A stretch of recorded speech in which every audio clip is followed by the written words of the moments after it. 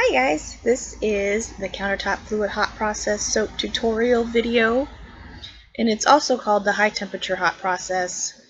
And I am Tina Monk, the author of the Soap Making Handbook Volume 1 and the creator of the e-course Masterclass Advanced Soap Formulations, and they are available at my website, naturalsudsandmore.com. Now this video is for the free 20-page tutorial. It's available in the files of my Facebook group, Soap Making and Business Coaching.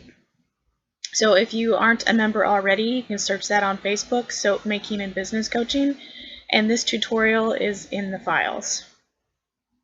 If you have not seen any of my other videos, this is a version of countertop method that I do, and the oils are heated in the crock pot to 200 degrees, and then I take the base and sit it on the counter, and then I add the hot lye water to the hot oils. And you need to make sure when you are doing this that your oils and your lye water are about 10 to 15 degrees apart. You don't want a huge temperature difference in the oils and the lye water, because you can get an explosion. If you have 200 degree oils and you add 150 degree lye water, it is going to spray, and it can be very dangerous. So when you're working with high temperatures, you really need to make sure that you have all these precautions in place, okay?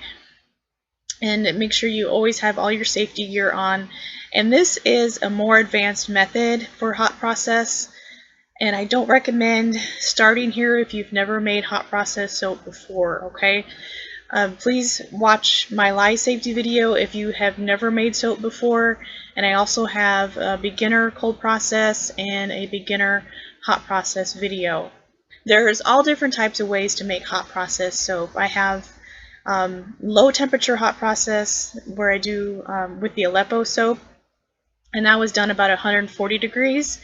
And then you can do hot process about 160, 170 degrees as well. And then this is the high temperature hot process, which is around 200 degrees. Okay, and every time I do this, I always dissolve sugar in my water before, and I always add a little bit of sodium lactate as well too to the water. And the sugar is what helps create more heat so that this cooks faster on the counter without adding more an extra heat source over the crock pot. And you're seeing the flashes because I'm taking pictures and I'm using this for the tutorial. So there is quite a bit of information in that free tutorial that's in the files, because I know a lot of people were still struggling with this, and I can only say so much in a video. So I wrote just a small tutorial. It's 20 pages. It's a picture tutorial as well, and there's a lot of information in there as well too. So, and also if you have questions, please ask in the group as well too. I am having some problems with the comments on my videos. I get a notification and then I can't see it. It's not there. So if you've asked a question on my video and you haven't gotten a response or it's not there, just please ask in the group, or you can email me too, or you can, I have my Natural Suds and More Facebook page too that you can ask questions on. And so there's several ways of contacting me. I'm just having some issues with the comments on the YouTube videos. So, but the Facebook group, the Soap Making and Business Coaching, we have almost 10,000 people in it right now. So that is probably your best bet and the fastest way to get an answer, because even if I'm not on, there are tons of other people in there that are there to help and answer questions. And there's a lot of people in my group that do the fluid hot process, so if this is what you are struggling with and trying to figure out, the tutorial is there for you, and there are a lot of people in the group to help you. Okay? Because like I said, even if I'm not on, there are some amazing people in the group to help you out. Okay, but with the countertop method, I only stick blend to trace. I am not a fan of the stick blend method, and I know from what I hear, the stick blend method has been around for 20 to 30 years, and so is the fluid hot process, probably even longer. And so it's just been done different ways, And what I always tell people is I want you to find what works best for you and what you are comfortable with. So if you're not comfortable doing the countertop process, try the low temperature hot process, or try a little bit higher temperature. See, work your way up to the countertop fluid hot process method. Because I don't want you starting here if you've never done hot process soap before. And do not walk away at any point in this process either, because you never know if it's going to volcano and you're going to need to be right there and stir it. Okay? So why I really like the countertop fluid hot process method is because I'm not, continuously adding more heat to it. And so you're not going to overcook the soap, which I really like. And plus it's really fast. You can cook a soap in under 10 minutes. And plus with the crock pot, it's really hot, so it keeps it warm and it adds a little bit more heat, but you're not adding any more, so it doesn't overcook and you don't get hot spots and you don't get overcooked soap pieces. So, and also if you do happen to get some soap up around the top later on, I don't scrape that back down into my soap so I don't get those pieces in there too. It's aesthetic, but it just depends on what you want to do. But if you're looking to avoid getting those soap chunks in there, don't scrape down the cooked pieces that are around the top, the rim of your crock pot. But I only stick blend here when it gets to the applesauce stage and it is loosened up, so that I don't have to worry about burning out my stick blender and overusing it and it's hot.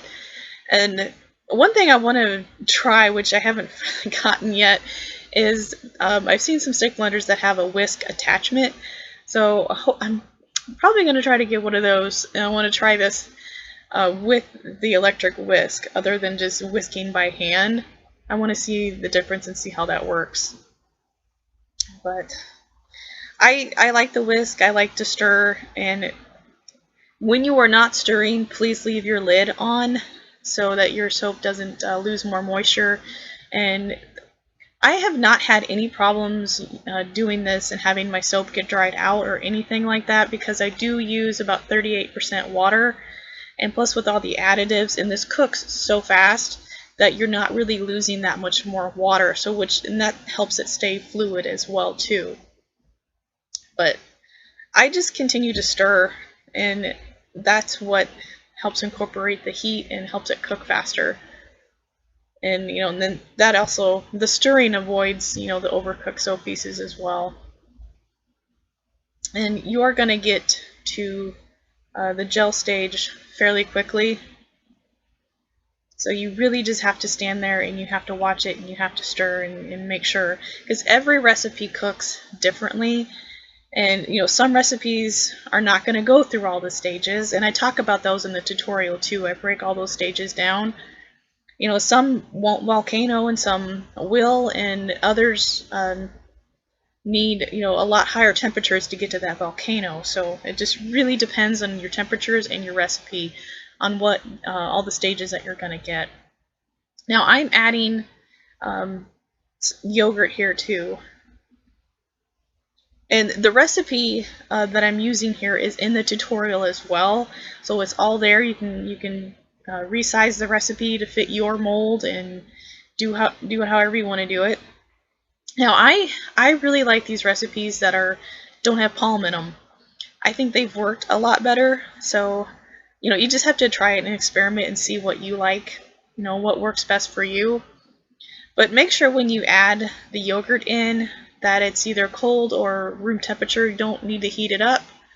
And make sure that it gets incorporated very, very well. And then you can see here like just a big difference here already. Now, my prep work is I always pre-mix my colorants and have those ready. And then I also have some mini crock pots set aside so that I can separate out the soap and then color it. So that's something for you to think about too. I just added in the essential oils, and I did let the soap rest for about 5 minutes after I added the yogurt to help that transform into some of it Some of it transforms into sodium lactate, so but then it also helps make it more fluid. So then I just have my mini crock pots that were preheated and mixing in the colorants there, and I'm using charcoal and purple Brazilian clay, and then the non-nanoparticle zinc oxide I'm putting into the big part just to make it a little bit more white. But doing soap like this it's so much easier to work with it and to make designs and get the swirls and things that you want. And you may not get a really, really fluid soap, and I don't really recommend it either. If you've added so much that it's really, really loose, it's almost liquidy, you might have some issues with it, and so it just depends. Like if it's too fluid, then it might take a really long time to get hard. So, but I know a lot of people like to do this with a water discount too, and I don't recommend the water discount as much because, especially for beginners, because it will create more heat and more volcanoes. So just be aware of that if you are trying to cook with a water discount. Now here, I was just trying a different design just to see what I would be able to get. So I layered the charcoal and the purple Brazilian clay in the center.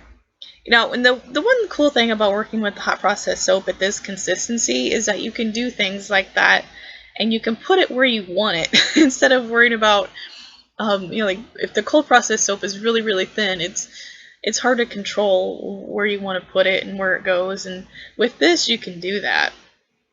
So, I worked with this soap for quite a while, so it did get a little bit thicker toward the end, but it still was really, really fluid and easy to work with and manageable. And, just depending on what you add, like your colors and your fragrance oils or your essential oils or what. And I only used essential oils in this one. I didn't use any fragrance oils or anything like that. So this one is an all-natural soap that I've done here. And I also, I don't like trying to put the soap into a plastic container. That's why I'm using the spoons, because I don't like trying to pour from those mini crock pots. I can't control it as well. But I just wanted to see what kind of design I would get if I put the colors in the center and then did the hanger swirl tool. And I went just kind of back and forth, and I put the white on the sides and just kind of built it up as I went. And you always want to bang down your molds too, just to make sure that you don't have any air pockets.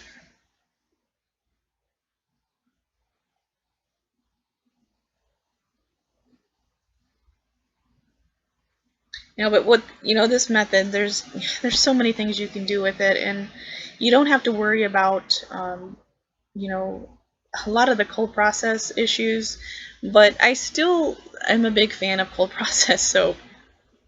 And I know we have so many new soap makers that have joined my main Facebook group that I'm going to be going back and doing some more cold process videos too. And just for the people that need those, because I don't have as many cold process videos.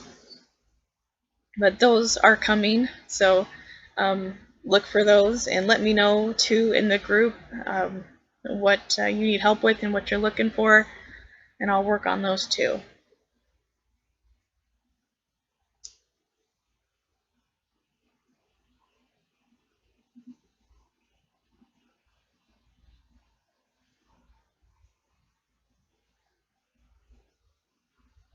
Yeah, if you have any questions, just please let me know. This is the hanger swirl tool, and I went away from me, and then I went toward me, and it came up through the middle. Just wanted to see what kind of design I would get if I did that. Just playing around with it. I kind of like the effect and how it turned out, and I'll show you the picture here in a little bit. And I always save some of the leftover soap to put on top to try to do a design. But like I said, I worked with this a really long time, so it was starting to get a little bit thicker. So I didn't get that smooth top, but I like when the hot process soap is kind of a little bit, more rugged on the top. I think it just sets it apart. I mean, it's not going to look like, cold process soap, but I really like how the effect of it. So, but I just want you to find what works for you and what you like. And I just like being able to show you different things and being able to help you and figure stuff out. So just let me know if you have questions, and I'll do whatever I can to help you out.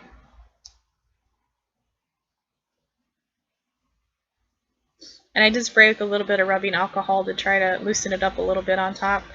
And then I just took a bamboo skewer and swirled it around a little bit. And then this went in the fridge for about 3 hours, and then I cut it. There's the cut.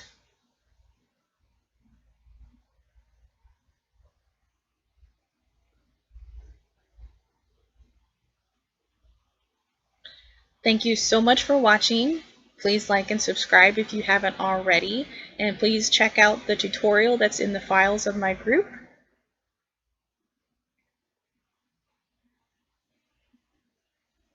And also, please check out all the new resources that I have on my website, naturalsudsandmore.com. You can also follow me on Instagram at naturalsudsandmore, and like my Facebook pages, Tina Monk and Natural Suds and More. Thank you so much.